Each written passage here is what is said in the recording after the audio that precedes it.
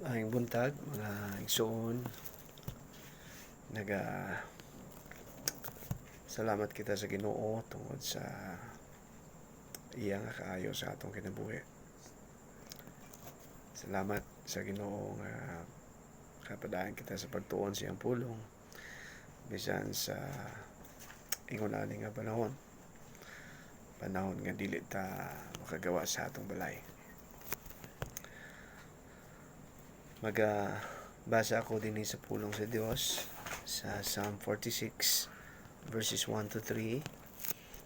Ang pulong sa Ginoo nagaingon, God is our refuge and strength, a very present help in trouble. Therefore will not we fear, though the earth be removed, and though the mountains be carried into the midst of the sea. Do the waters thereof roar and be troubled? Do the mountains shake with the swelling thereof? Mag-aampo sa kita. Ama namo nga langit nun, salamat kami nga imong pulong kanunay nga amo mapamalandungan. Bisan pa niini nga takna, gangyo kami o Dios nga ikaw mag-aabli sa among salabutan, pasabta kami sa imong pulong, and Lord, I pray that you will comfort your people through your word. Comfort us, dear Lord, in this time of crisis that we are facing today. We know that you are in control. We know that you have a purpose why you allowed this thing to happen. And whatever your purpose, Lord, Ginoo, hinaot pa nga una sa tanan, matigayan ka ng imong tumong o tinguha, niini nga crisis sa among kinabuhi. O ginaot mo, Diyos, magapagigsulti ka kanamo, pinagi sa imong pulang. Sa ngalan ni Kristo Jesus. Amen. Pamilyar nga salmo mga inigugma, I believe that you have heard this before, and let me share this to you once again because this is very important in times like this. 3 things about this psalm. First is the declaration of the psalmist, and secondly, his conclusion. Out of his declaration, he came up with a conclusion, and then the illustration. First, the declaration. The psalmist said in verse 1, God is our refuge and strength. God is our refuge and strength, a very present help in trouble. Ang magsasalmo, mga inigugma, wala magpangutana, kundili siya nagahimo og declarative statement. He is very sure about this. Wala siya magduwa-duwa may tungod niini nga ang Ginoo nga atong dalangpanan o kusog, og siya magatabang gayod sa panahon sa atong mga kagubot, sa panahon sa atong problema. We are facing problem. Nowadays, we are facing this crisis, this worldwide crisis, COVID-19. Wala ta kabalo kano sa kini mahuman. Wala ta kabalo kano sa kini masulbad nga problema. But the Bible is very clear as what the psalmist said. God is our refuge and strength. Ang Ginoo nga atong dalangpanan ug kusog, and He has proven Himself to be a help in times of trouble. God has proven Himself to be a help in times of trouble.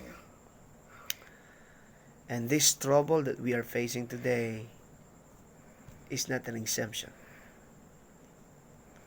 God will always help us in times of trouble.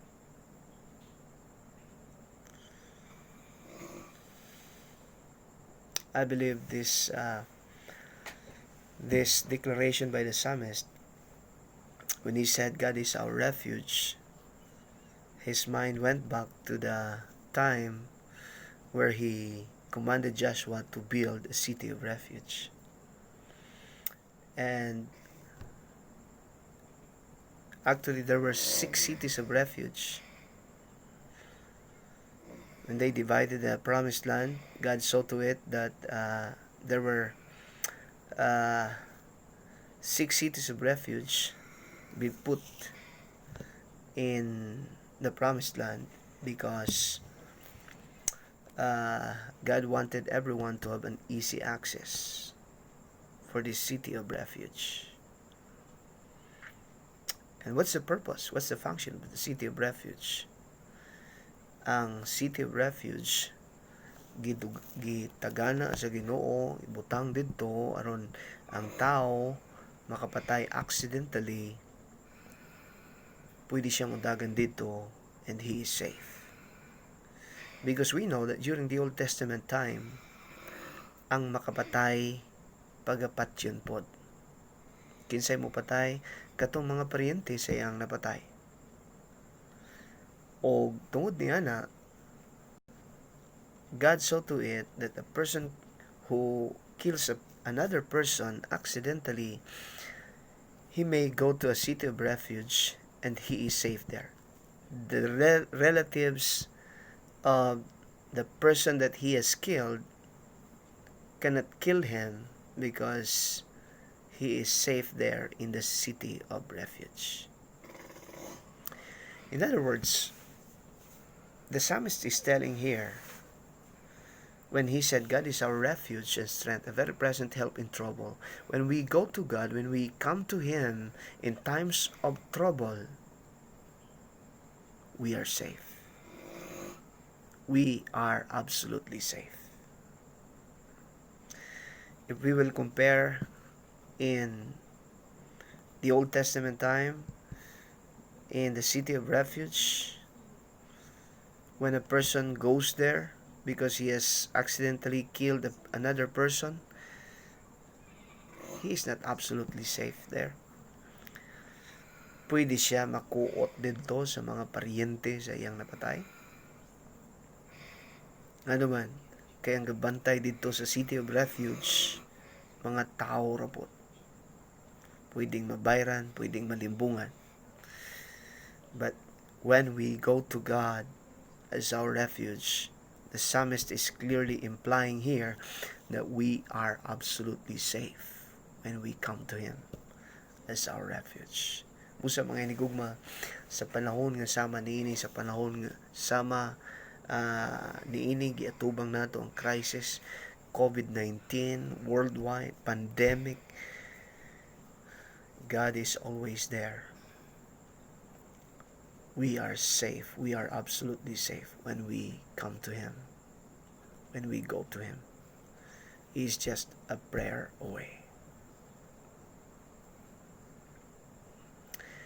So the declaration of the psalmist, he said, God is our refuge and strength, a very present help in trouble. He has proven Himself to be a help in times of trouble, and whenever trouble comes, He will always there and be always there for us to help us in our troubles. Secondly, the conclusion of the psalmist, we can see the word therefore in verse 2. Busa. Therefore will not we fear. Busa dili kita mahadlok. Busa dili kita mahadlok.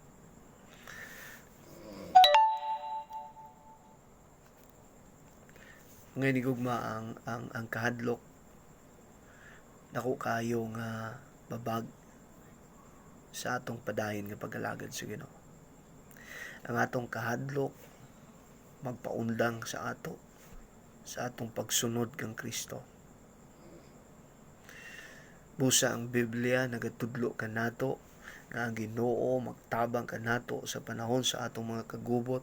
Busa dili ta mahadlok, dili ta angay mahadlok. Wala man ta kabalo sa sulbad aning problema karon ning COVID-19, wala ta kabalo unsay solusyon ani, unsa ang kanusa mag-abot ang tubag ani nga problema o ang bakuna ani nga virus. Wala ta kabalo kung kanusa.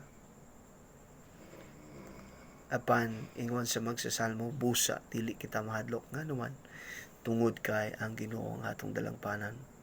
Siya ang atong kusog ug siya magatabang kanato sa panahon sa atong mga kagubot, sa panahon sa atong mga problema. Dili ta mahadlok. Ang kahadlok dili gikan sa Dios. The Bible is very clear in, I think, 2 Timothy chapter 1 verse 7, for God has not given us the spirit of fear, but of power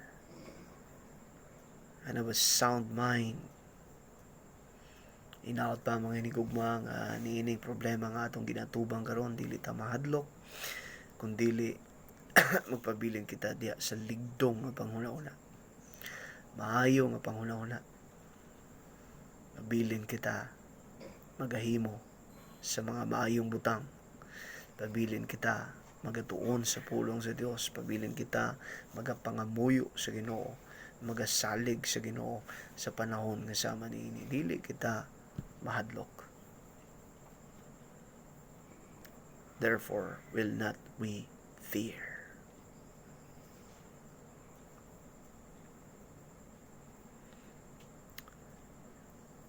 We have seen the declaration, the conclusion, and thirdly, the illustration of the psalmist. What was the illustration? What is the illustration of the psalmist?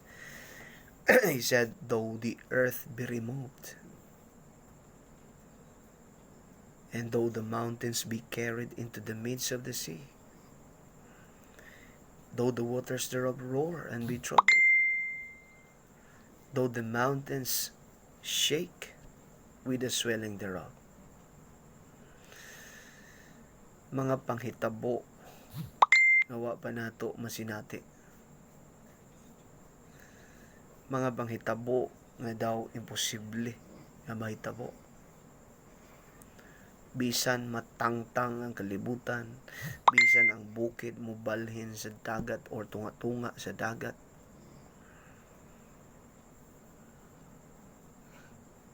mga picture, mga nigugma nga imposible mahitabo. This is a figure of speech gigamit sa magsasalmo nga mga imposible nga mahitabo. This is a hyperbole, pagmamalabis kung sa Tagalog. Ang buot ingnon sa magsasalmo nga bisan mag-abot pa ang kayo nga problema nga wala pa nato masinati, o pinakagrabe nga problema nga matubang nato sa atong kinabuhi, bisan mag-abot pa kana, nagaingon ang pulong sa Dios, dili kita angay mahadlok. Dili kita angay mahadlok. Ano man, nakitay Dios nga atong dalangpanan. Nakitay Dios nga gahatag kanatong kusog. Nakitay Dios nga mutabang kanato sa panahon sa atong mga kagubot, sa panahon sa atong mga problema, sa panahon sa crisis sama sa atong ginatubang karon. Dili kita mahadlok. Bisan mag-abot man ang pinakagrabe nga problema nga wala nato gi-imagine sa atong kinabuhi, dili kita angay mahadlok. That's why let me conclude this message in verse 10. Nagaingon ang magsasalmo. If you look at verse 10, Psalm 46 verse 10, ingon sa pulong sa Dios, be still and know that I am God. Be still and know that I am God. I will be exalted among the heathen. I will be exalted in the earth. Be still. Relax. Relax ka lang. Og hibalua nga ako ang Dios. This is the word of God. God is telling us, relax ka lang. Relax ka lang. And remember, know that I am God. He is the God who created everything. He is the God who made everything possible. in this problem of virus, coronavirus. Problema kini nga masulbad sa Ginoo. Because there is nothing impossible with God. Busa mga inigugma, let's keep on trusting the Lord. It's very important that during these times, in times like this, we should trust the Lord and trust the Lord at all times. Bisan sa panahon nga sama niini. Sa liga nato ang Ginoo nga siya ang Dios nga magahatag kanatog kusog, magahatag kanatog solusyon sa atong mga problema. Although wala kita kabalo unsaon niya pagsulbad, wala ta kabalo kanus ani masulbad, we really do not know. But as what the book of Job taught us, inatudlo sa book of Job, it's better to trust God than to ask questions. It's better to trust God than to ask questions. Let us trust Him. Let us come to Him. Let us go to Him through prayer. Ampo kita, mamalandong kita sa iyang pulong, o padayon kita magsalig sa atong buhi na Dios. Magapangamuyo kita. Ginoo, nagapasalamat kami sa imong pulong. O ginaot pa man nga langit noon, kining pulong nimo magapadayon sa pag-comfort sa matag usa kanamo sa panahon nga sama niini gatubang kami niining crisis, ining outbreak sa coronavirus. Nagapadayon kami sa pag-ampo Ginoo nga hinaot pa kaluy-an nimo kami o paliw Ginoo sulbara kining problema nga among ginatubang.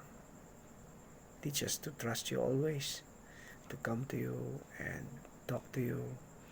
Hinaot pa Ginoo nga maglig-on pa nga among relasyon diya kanimo. Pinaagi niini nga sitwasyon nga among ginatubang karon. O padayon namo giampo ang among mga kaigsunan. Hinaot pa Dios nga pingan nimo sila, himon nila mga panginahanglan. O ginaot pa man nga langit noon bisan pa niya itong mga nataptan sa mga virus, giampo na mo sila sa imo nga ikaw Ginoo ayos sa ila, recover sa ila, tagay sila lig-on nga immune system nga din maka sugabong sila, makapakigbatok, makapakigbisog sila sa mga virus. Nagampo kami man, bisan pa sa mga kaigsunan nga nasa panginahanglan, palihog himon Ginoo ang ilang mga panginahanglan. O nagampo kami nga ikaw yun maglig-on sa amo nga relasyon kanimo, sa amo nga pagtuo diya kanimo. Lig-una kami o Dios. Sa ngalan ni Kristo Jesus kisalig namo ang tanan. Amen. Daghang salamat mga kaigsunan sa pagpaminaw o hinaot pa nga padayon kita maging peaceful, joyful, padayon kita maging mapasalamaton o magmalipayon diya sa Ginoo. Have a blessed Sunday, everyone.